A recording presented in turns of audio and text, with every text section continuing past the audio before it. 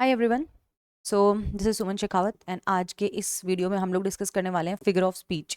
तो basically figure of speech के questions I think आप लोगों ने देखे होंगे, आपके एग्जाम में आते रहते हैं बार बार रिपीटेडली। आप किसी भी टाइप का एग्जाम अगर आप दे रहे हैं तो इस टाइप के आपके आ जाते हैं क्वेश्चन, राइट। तो आपको उसमें करना क्या होता है, you have to find out कि which type of figure of speech. आपको एक स्टेटमेंट गिवन होगा and you have to find out, या फिर आपको कई बार मीनिंग भी दे देते हैं, बताते हैं कि ये कौन सा फिगर ऑफ स्पीच है, राइट। तो हम इस वीडियो में डिस्कस करेंगे फिगर ऑफ स्पीच, लाइक इसका टाइप, आई मीन इसका मीनिंग क्या है, किस फिगर ऑफ स्पीच का क्या मीनिंग है विद एग्जाम्पल, सो डेट कि आपको एक अच्छे से क्लैरिटी आ जाएगी। And second, first of all इस यूट्यूब चैनल को आप सब्सक्राइब कर लें और वीडियो को लाइक ज़रूर कीजिएगा, ओके। तो चलिए स्टार्ट करते हैं बिना किसी देरी के। फर्स्ट फिगर ऑफ स्पीच जो है हमारे पास में, विच इज़ एलिटरेशन। देखो, एलिटरेशन मीन्स क्या होता है, the repetition of an initial constant sound. जो इनिशियल कांस्टेंट साउंड होता है ना, कांस्टेंट साउंड, राइट। वोवल्स वाला अलग है ना, वो भी मैं बताऊंगी। बट इनिशियल जो साउंड है, जो कांस्टेंट साउंड होता है, बार बार बार बार उसी का रिपीटेशन। अब कांस्टेंट साउंड मतलब क्या है, फॉर एग्जांपल स्टार्टिंग में यहाँ पे क्या आ रहा है, इस एग्जांपल को देखो, she sells sea shell by the she shore, right. अब यहाँ पे एक कांस्टेंट साउंड है जो कि बार बार रिपीट हो रहा है। ये वो नहीं है आपके कि वोवल्स एंड कॉन्सोनेंट, कॉन्सोनेंट नहीं है ये, हाँ, कांस्टेंट साउंड है, ओके।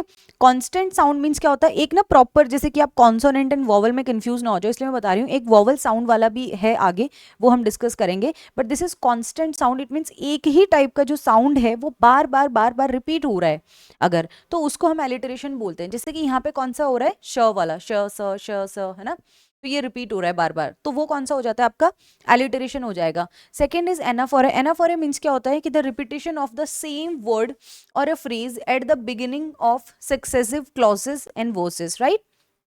इट मीन्स कि रिपीटेशन ऑफ सेम वर्ड। अब यहाँ पे रिपीटेशन किसका हो रहा है, सेम वर्ड और फ्रेज का हो सकता है एट द बिगिनिंग। जैसे कि for example, unfortunately I was in the wrong place, right. अब यहाँ पे देखो क्या रिपीट हो रहा है, I was in the wrong place at the wrong time and the wrong day. यहाँ पे क्या वर्ड रिपीट हो रहा है, रॉन्ग। जैसे कि रॉन्ग प्लेस है ना, रॉन्ग टाइम, रॉन्ग डे, तो इसको हम क्या बोलते हैं, this is a anaphoric figure of speech. Next पे चलते हैं, नेक्स्ट देखते हैं। नेक्स्ट आपका है थर्ड, एंटीथेसिस। एंटीथेसिस मींस क्या होता है, देखो इस वर्ड पे फोकस करना, कि the juxtaposition of the contrasting ideas in balanced phrase. अब इट मीन्स फॉर एग्जाम्पल कि as Abraham Lincoln said, folks who have no voices have very few virtues, right. It means कि जिनके पास, simple सी बात है, कम गुण होंगे, है ना, तो क्या होगा, उनकी बुराई भी कम होगी, राइट।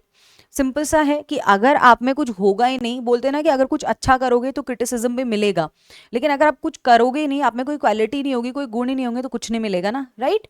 तो इट मीन्स अगर देखो तो ये कॉन्ट्रास्ट में है टू आइडियाज, राइट, कि अगर आपके पास में कुछ होगा ही नहीं, है ना, if you have no voices have very few virtuous, तो सिंपल सा है। नेक्स्ट पे चलते हैं, apostrophe. Apostrophe directly addressing a non-existent person or an inanimate object as though it were a living being, right? For example, oh you stupid car, stupid car, non-existent person or inanimate, you never work when I need you। ऐसा both side, मतलब उसने गुस्से में नहीं बोलूंगी, परेशानी के साथ में कहा, ठीक है, परेशानी के साथ में कहा कि ओ यू स्टूपिड कार। ये क्या होता है आपका, एफोस्ट्रॉफ होता है, एफोस्ट्रॉफ, ओके। तो आई होप कि आपको ये समझ में आ गया होगा। मतलब कहीं ना कहीं जो बोलने वाला है, जो स्पीकर है ना, वो डायरेक्टली क्या कर रहा है, एड्रेस कर रहा है जो उसके सामने है ही नहीं, जो चीज उसके सामने ना हो उसको।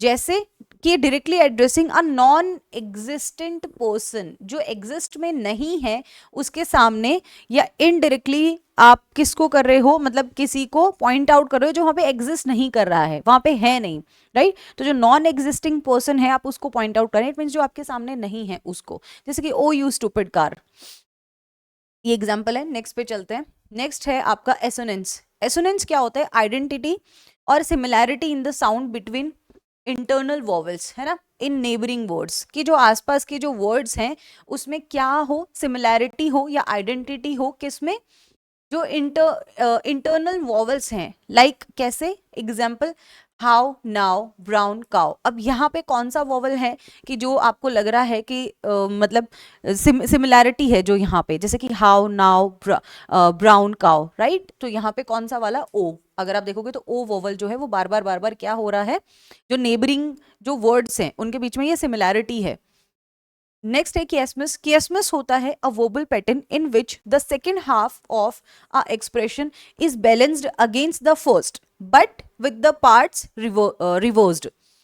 For example, the famous chef said people should live to eat not to live. अब ये कहना चाह रहा है कि एक वर्बल पैटर्न होता है कि जिसमें जो सेकेंड हाफ ऑफ एक्सप्रेशन होता है ना, सेकेंड हाफ, वो क्या है, इज बैलेंस्ड अगेंस्ट है। इट मीन्स यहां क्या कह रहा है, ये लिव टू ईट, और यहां क्या कह रहा है, ईट टू लिव। इट मीन्स जो एग्जैक्टली आपको गिवन था लिव टू ईट, उसका अगेंस्ट या अपोजिट आपको अगर मेंशन हो, सेम फ्रेज की बात हो रही है वर्बल पैटर्न की, वो सेम पैटर्न अगर क्या हो रहा हो, बिल्कुल अगेंस्ट हो, या फिर उसका आपको कतई एंटोनिम अगर गिवन हो, एंटोनिम टाइप का, अपोजिट टाइप का गिवन हो वो फ्रेज, जैसे eat to live, love to eat, ऐसा। लव टू ईट नहीं, सॉरी मैं वो अपनी बात करने लगी, love to eat, eat to live and live to eat, right, ऐसा मेंशन हो तो वो आपका क्या होता है, किएसमस होता है। जैसे हम, जैसे लोग बोलते हैं ना, अगर इसको हिंदी में अगर तुम देखो, जैसे लोग बोलते हैं कि आपको जीने के लिए खाना चाहिए, है ना, बट हम कैसे खा रहे हैं, हम तो खाने के लिए जी रहे हैं, जैसा हम बोलते हैं, मतलब मेरा तो यही होता है कि हम तो खाने के लिए जी रहे हैं। Technically if you want to live healthy, तो हमें जीने के लिए खाना चाहिए। इट मीन्स उतना ही खाओ जितना आपकी बॉडी को रिक्वायरमेंट हो, उससे ज़्यादा नहीं, एक्सेसिव मत खाओ, राइट। मतलब आपके हेल्थ के लिए भी अच्छा नहीं है, बोलते हैं आप, मतलब आपके लिवर के लिए ठीक नहीं है, आपके स्टमक के लिए ठीक नहीं है, फलाना ढिमकाना, जो भी, आप मोटे हो जाओगे, ये वो। लेकिन हम क्या बोलते हैं, हम तो जी ही खाने के लिए रहे हैं, तो वैसा कुछ बिल्कुल अपोजिट फ्रेज हो गया, राइट। तो फिर नेक्स्ट पे चलते हैं, यस से आगे बढ़ते हैं। इफेमेरिज्म। इफेमेरिज्म क्या होता है कि the substitution of an offensive term a substitution of an inoffensive term for one considered offensively explicit। जैसे कि आप ये बोल दो कि फॉर एग्जाम्पल ऐसा कोई भी स्टेटमेंट अगर आप बोलते हो जो किसी के लिए ऑफेंसिव हो सकता है, तो उसकी जगह इनऑफेंसिव शब्दों का प्रयोग करना, मतलब इस तरीके से अपनी बात को कन्वे करना कि सामने वाले को वो अजीब, ऑकवर्ड ना लगे, अनकंफर्टेबल ना लगे, राइट। वैसा, जैसे कि we are teaching our toddler how to go to potty, right। अब वो एक अप्रोप्रिएट वे में काइंड ऑफ बोलना, इसको हम बोल सकते हैं। Next is हाइपोबोले। हाइपोबोले क्या होता है, एक extravagant statement. Hyperbole means extravagant statement, the use of exaggerated terms for emphasis और आप बोल सकते हो heightened effect, मतलब किसी चीज को खींचना या उस exaggerate करना टर्म को, ठीक है, emphasis करना, जोर डालना किसी चीज पे। I have a ton of things to do when I get home, कि मेरे पास टन ऑफ थिंग्स थी करने के लिए जब मैं घर आया, है ना। तो इट मीन्स वो क्या जोर डाल रहा है कि भाई मेरे पास बहुत कम था, इम्फेसाइज कर रहा है, किसी चीज पे एग्जैगरेट कर रहा है, राइट। वीडियो को लाइक जरूर करना, ओके। चलो नेक्स्ट पे चलते हैं, हाइपरबोले से आगे बढ़ते हैं। Next is irony. Irony I think पता ही है आपको, बट पहले इसको देखते हैं। The use of words to convey the opposite of their literal meaning. उनका जो लिटरल मीनिंग है, मतलब द यूज ऑफ वर्ड्स, अपनी बात कन्वे करने के लिए ऐसे शब्दों का यूज करना, ठीक है, जो कि अपोजिट हो जो वो कहना चाह रहे हैं। जैसे टेक्निकली इसका तुम ले लो, जैसे तुम्हारे मतलब रिश्तेदार हो गए या इस टाइप से, कि है ना, मतलब अपनी बात को कन्वे करने के लिए लिटरल, उनका लिटरल मीनिंग जो है उससे अपोजिट शब्द यूज करना, कि एक्चुअल में जो कहना चाह रहे हैं वो ना कह के दूसरे शब्द यूज करना, है ना। बात वो कन्वे कर देना, अपनी बात वही कह रहे हैं बट दूसरे शब्दों में कह रहे हैं, राइट। तो वैसा, जैसे आयरनी बोलते ना अपन, अरे यार क्या आयरनी, देखो ये तो ऐसा बोलता था और इसके साथ ही ऐसा हो गया, that kind of thing. Also a statement or a situation where the meaning is contradicted by the appearance or the presentation of the idea. जैसे कि oh I love spending big bucks, said my dad a notorious penny pinker। कंजूस होंगे शायद, may be. Okay, next है लिटोटस। लिटोटस क्या होता है, अ figure of speech consisting of an understatement in which N affirmative is expressed by negating it's opposite. देखो, अब आप अफर्मेटिव, इट मीन्स आप कोई पॉजिटिव बात कहने के लिए नेगेटिव का सहारा लेना, ये यूज करना, है ना, नेगेटिव शब्द यूज करना पॉजिटिव कहने के लिए। जैसे for example, $1 million is know small chunk of change, right. $1 million, $1 million जो है वो क्या है, एक स्मॉल चंक ऑफ चेंज नहीं है, राइट। तो अब पॉजिटिव बोलने के लिए भी नेगेटिव शब्दों का यूज करना आप बोल सकते हैं, तो उसी को हम बोलते हैं। ओके, तो आई होप कि यहां तक क्लियर होंगे और ये अच्छे से समझ में आए होंगे। तो वीडियो को लाइक जरूर करना यार, ठीक है। तो चलो अब चलते हैं नेक्स्ट पे, एंड कमेंट करके भी आप पूछ सकते हैं, if you have any kind of like doubt, तो आप पूछ सकते हो, एंड कमेंट करके जरूर बताएं आपको सेशन कैसा लगा। ओके, तो आई होप आयरनी समझ में आ गया होगा। ये एक ऐसी फिगर ऑफ स्पीच होती है कि जिसमें क्या होता है कि जो मीनिंग जो होता है ना, उसका अपोजिट शब्द यूज करना, जो कहना चाह रहे हैं उसका। नेक्स्ट पे आ जाता है मेटाफॉर। मेटाफॉर काइंड ऑफ एक कंपैरिजन ही होता है, N implied comparison between two dissimilar things that have something in common but dissimilar things होती है। जैसे कि all the world's a stage, कि पूरी दुनिया क्या है, एक स्टेज है, राइट। तो dissimilar things को कंपेयर करना। अब इसमें ना dissimilar आप थिंग्स को कंपेयर कर रहे हो, बट अगर वहां पे आपको लाइक एंड एज दिख जा रहा है साथ में, तो फिर वो मेटाफॉर नहीं होगा। इस टाइप के स्टेटमेंट्स में ना आपको कहीं भी लाइक एंड एज नहीं दिखेगा, क्योंकि लाइक एंड एज अगर आपको दिख गया तो वो सेमिली हो जाता है, राइट। तो मेटोनिमी पे आता है। मेटोनिमी क्या है, फिगर ऑफ स्पीच है इन विच अ वर्ड और a phrase is substituted for another with which it is closely associated. देखो सिंपल सा फिगर ऑफ स्पीच है, कोई भी वर्ड या फ्रेज जो है वो सब्स्टिट्यूटेड है फॉर अनदर के लिए, है ना, जो कि उससे क्लोजली एसोसिएटेड है। Also the rhetorical strategy of describing something indirectly bye referring two things around it. जैसे कहता है स्टफ्ड सूट, इट मीन्स आप सिंपल सा बोल सकते हो मेटोनिमी में कि पहले इसका एग्जांपल देखते हैं कि the stuffed suit when the brief case is poor excuse for a salesman. Manager ने गुस्से में कहा कि एक स्टफ्ड सूट जो है, एक stuffed suit with brief case, ये एक बहुत ही पुअर एक्सक्यूज है, कि बहुत ही बकवास या घटिया एक्सक्यूज है, किसके लिए, सेल्समैन के लिए, कि सब कुछ होते हुए भी मतलब लाइक कुछ ना कर पाना, ठीक है। तो ये हो जाता है आपका मेटोनिमी, राइट, जो क्लोजली एसोसिएटेड हो, मतलब एग्जैक्टली वो ना कह के जो उससे क्लोजली एसोसिएटेड है ना, वैसा बोल सकते हैं, उस टाइप से। तो आई होप ये आ गया होगा आपको समझ। क्लोजली एसोसिएटेड जो वर्ड्स होंगे वो आप यूज कर सकते हैं, वो शब्द या वो फ्रेजेस जो हैं वो यूज कर सकते हो। जैसे कि एक और एग्जांपल देते हैं, I gave you my hurt, right. अब जब आप अगर किसी, जैसे कि फॉर एग्जांपल, ये आई थिंक तुम समझ सको, जैसे कि तुम्हारे किसी पे क्रश है और तुम उसको प्रपोज करने जा रहे हो, तो तुम क्या बोलोगे, है ना, कि मैंने तुम्हें अपना दिल दे दिया, या मैं तुम्हें अपना दिल दे सकता हूँ, है ना, मैंने तुम्हें अपना दिल दिया है। अरे एक्चुअली में थोड़ी दिया है, एक्चुअली वाला दिल थोड़ी दिया है तुमने उसको, राइट। तो मेटोनिमी काइंड ऑफ वैसा होता है कि एग्जैक्टली जो आप मतलब कहना चाह रहे हो, जो अपने भावनाएं हैं, जो फीलिंग्स हैं, जो भी आप कहना चाह रहे हो, है ना, तो वो एग्जैक्टली वो ना कह के मतलब कुछ दूसरे वैसे शब्द यूज करना जो उससे क्लोजली एसोसिएटेड हो। मैंने तुम्हें अपना दिल दे दिया, it means I have a crush on you, right. तो उस टाइप से बोलना, कि वो सिंपल सा वो ना बोल के उसकी जगह पे जो क्लोजली एसोसिएटेड वर्ड्स हैं वो आप यूज कर सकते हैं, तो वो हो जाता है आपका मेटोनिमी।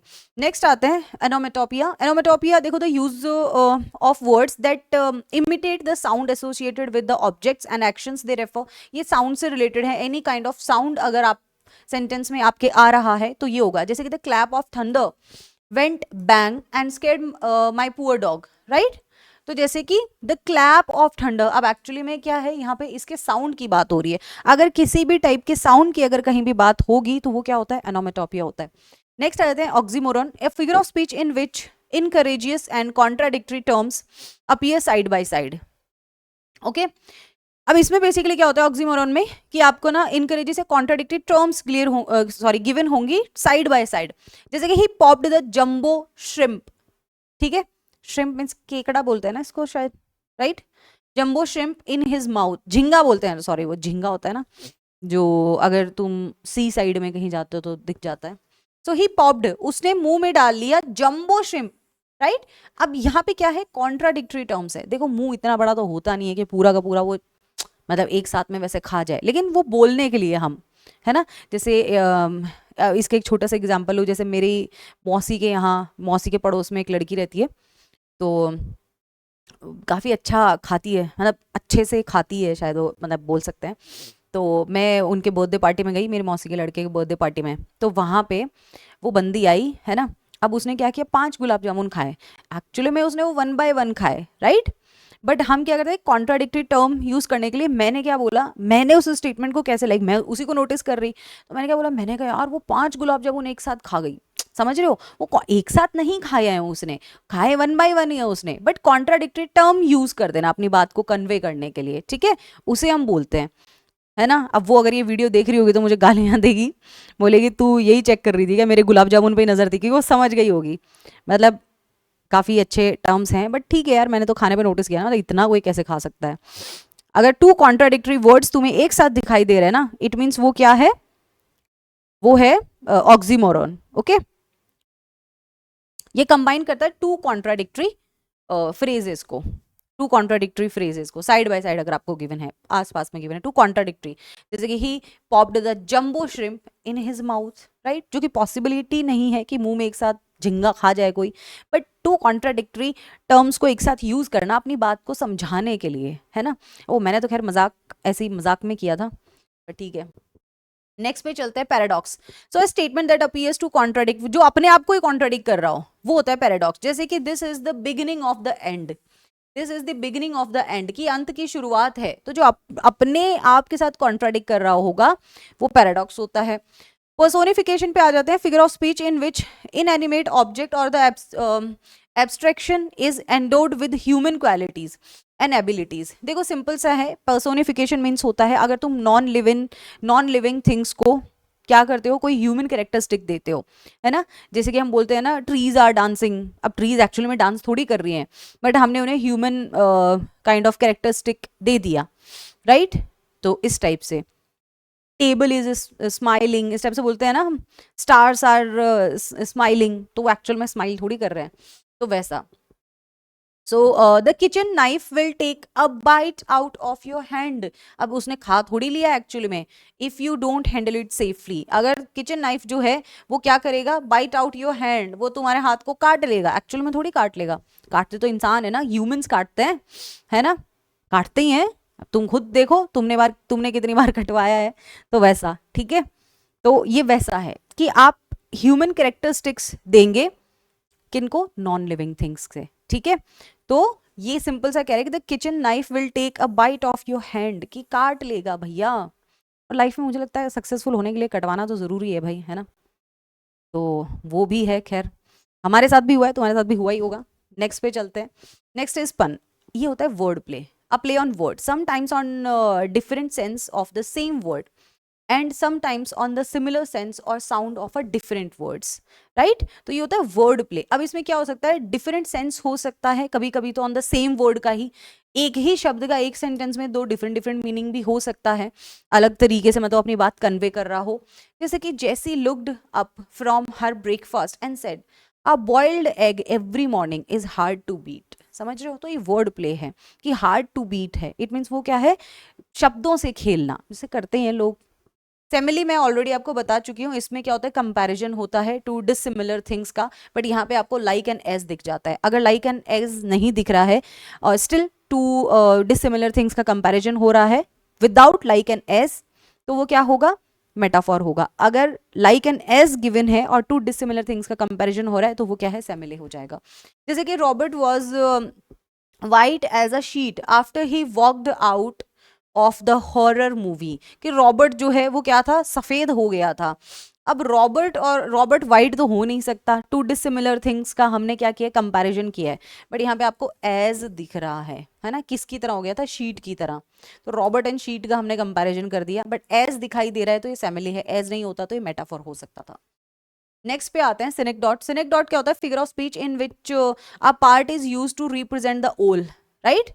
इट मींस कंप्लीट, एक पार्ट से ना आप कंप्लीट की बात कर रहे हो, है ना। कि जैसे मैंने बोला I have new wheels, it means मेरे पास नई कार है, राइट। तो वो व्हील्स क्या रिप्रेजेंट कर रहा है, पूरी कार की, मैं व्हील्स के थ्रू पूरी कार की बात कर रही हूँ, है ना।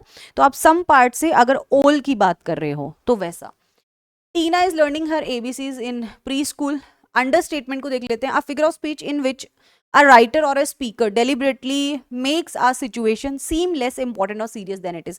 It means कि कोई भी जो राइटर है या बोलने वाला है, जो लिखने वाला है, बोलने वाला है, वो सीरियस सिचुएशन को कैसा कर दे, लेस सीरियस बना दे या कम इंपॉर्टेंट बना दे, ठीक है। जैसे कि you could say Babe Ruth was a decent ball player, the reporter said with a wink. तो ये थे आपके इंपॉर्टेंट 20 फिगर ऑफ स्पीच। अगर आपने ये भी कर लिए तो मोर देन इनफ है।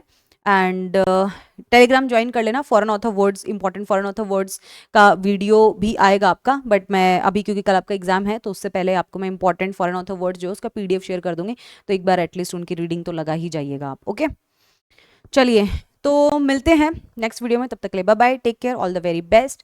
एंड यस, वीडियो को लाइक ज़रूर कीजिएगा और कमेंट करके बताना आपको कैसा लगा। चैनल को सब्सक्राइब कर लें। Thank you.